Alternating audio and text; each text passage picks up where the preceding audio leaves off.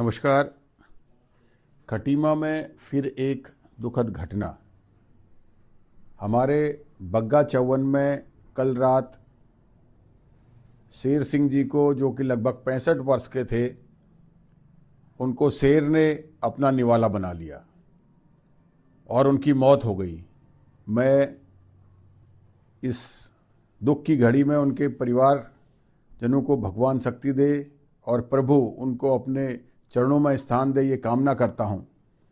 आज वन्य जीव और मानव संघर्ष पूरे प्रदेश में एक बड़ी समस्या बन गया है और सरकार को इसे गंभीरता से लेना पड़ेगा, क्योंकि हमारे उत्तराखंड के जंगलों में जितना वन्य जीवों का अधिकार है, उतना ही जंगल के किनारे बसे हुए गांव के मनुष्यों का भी अधिकार है, क्योंकि उनकी सारी जीवन शैली उन जंगलों से जुड़ी हुई है। उनके जीवन का आधार उन जंगलों से जुड़ा हुआ है। जैसे खटीमा की बात करें तो बहुत सारे गांव, सरपुड़ा, बग्गा, चादा, हल्दी, पचपेड़ा, पिटरिया, भिलैया, ऊंची मोहट, संतना, मेला घाट, बनमोहलिया, नगरा तराई, झाओ फरसा, खेतलसंडा मुस्ताजर, पचौरिया, बिरिया मझौला, दिया,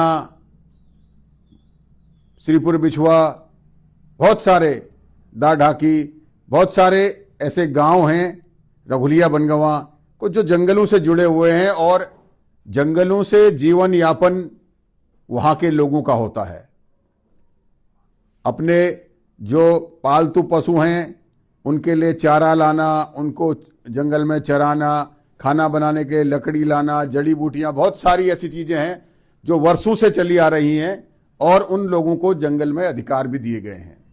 तो मैं इसके लिए सरकार को कोई मजबूत योजना बनानी पड़ेगी, जिससे जंगली जानवर भी जो है सुरक्षित रहे, उसे भी जंगल मिल सके और जंगलों में आसपास के जो गांव हैं उनको भी उसमें अपना अधिकार मिल सके।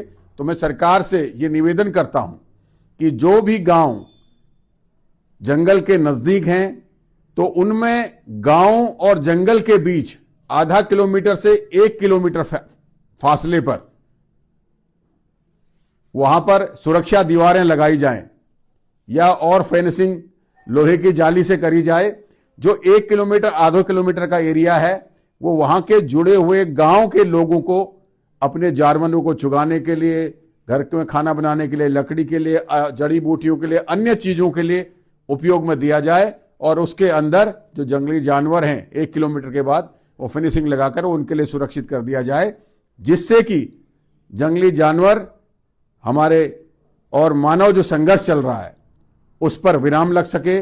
मैं सरकार से मांग करता हूं कि ऐसी योजना तैयार कर हमें जो है वन्य जीव और मानव संघर्ष पर विराम लगाना चाहिए। पूरे प्रदेश में ये बात हमें दिखाई दे रही है, इसलिए सरकार को इस पर गंभीर होना चाहिए। नमस्कार, धन्यवाद, जय हिंद, जय भारत, जय उत्तराखंड।